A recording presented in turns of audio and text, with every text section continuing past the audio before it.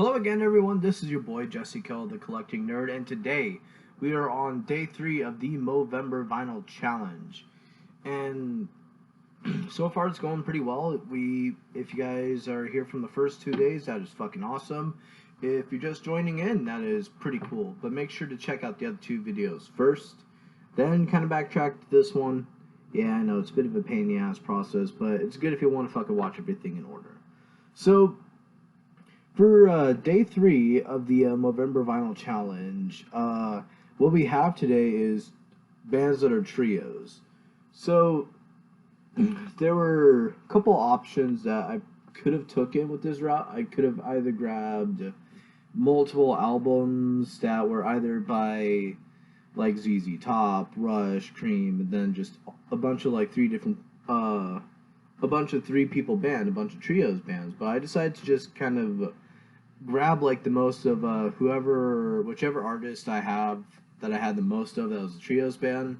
So I figured that would be more fun to do instead, just so I can talk more about this specific group and this specific artist in particular. But without further ado, let's get it out of the way. So for the trios artist, I decided to go with Jimi fucking Hendrix himself. Now there are there are 2 albums that aren't necessarily Hendrix experience, but they're still classified as Hendrix, so that's pretty much why I counted them as part of this video. So I'm only showing the vinyl for today. I didn't want to show the tapes because it is mainly a vinyl challenge, but the reason why I did the tape yesterday was because it was a mixtape, so what the fuck, right? So the first 45 I'm showing off today is All Along the Watchtower and Burn Into the Midnight Oil. It's an original mono 45. Sounds pretty good. It's a little bit scratchy at the beginning of the record, but hey, what can you say? Up next we have first LP, Are You Experienced? This is a second stereo pressing. It comes on the Reprise orange and brown label. I think that's brown. I don't fucking know. Bronze? Yeah. But it's an older stereo pressing. There's some deep scratches in the record, which are kind of noticeable if you listen to it. On some of the cheaper record players, it does skip on 2 songs, and I know that because when I did buy that one, I had a bit of a cheaper record player, and that's what I used it for. But since the new setup, it's been working. So, yeah, there we go. Next, we have Axis Bold as Love. This one's cool. This one's a 1971 Canadian reissue.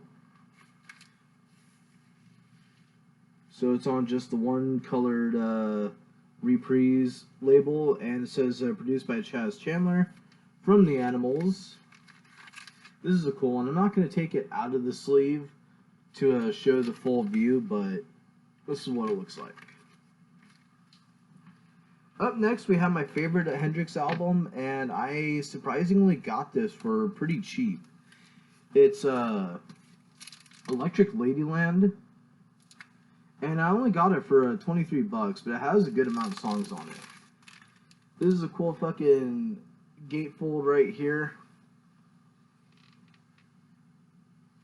Has the photo collages, and it is an older stereo pressing.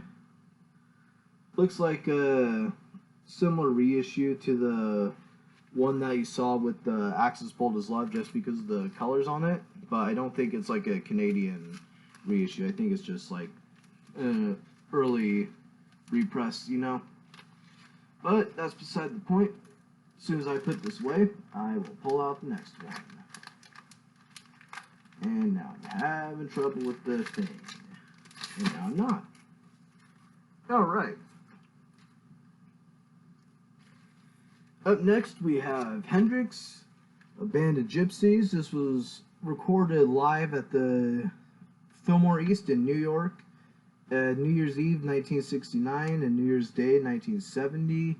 This was pretty fucking cool. It's Hendrix, Buddy Miles, and Billy Cox. So still technically is like a trios like type of record, but it's not like considered as a Jimi Hendrix Experience record, and I think that's pretty much one of the records that I mentioned earlier.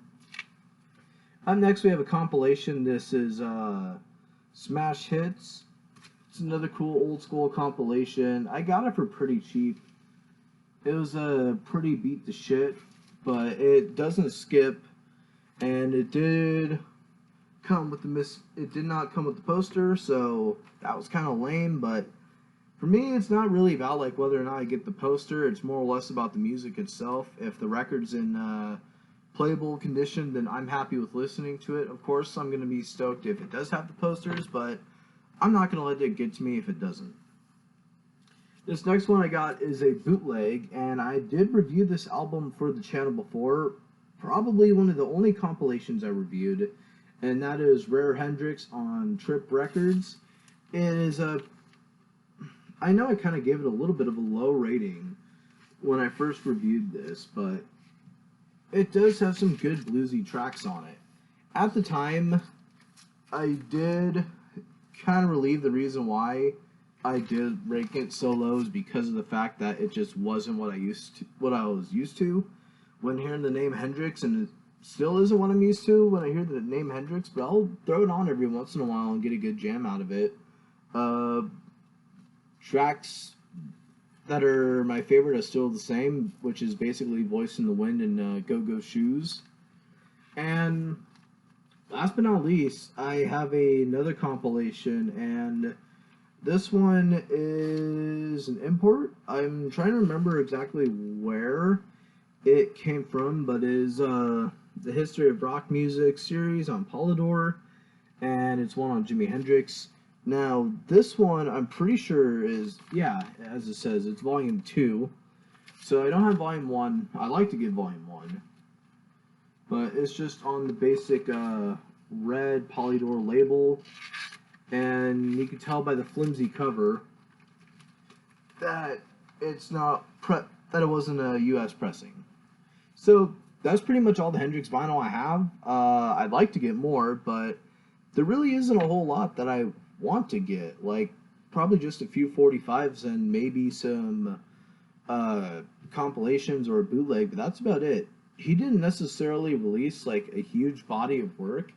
It was more or less after he passed that a large number of his work from like either demos and stuff he recorded when he was in different groups, just shit like that, all that was pretty much released after he passed.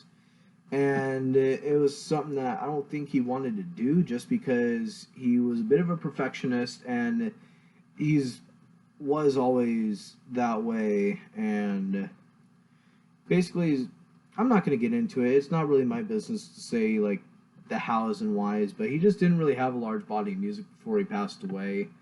Before he even really had a solo career, he was just, a session musician. And when he did become a solo artist, it only lasted about 4 or 5 years. So, with that being said, this has been your boy Jesse Kell, the Collecting Nerd. Like I said before, make sure to check out the playlist. I'll be sharing the links in the description down below. And this is the boy, the man, the collector, the nerd. Tally ho!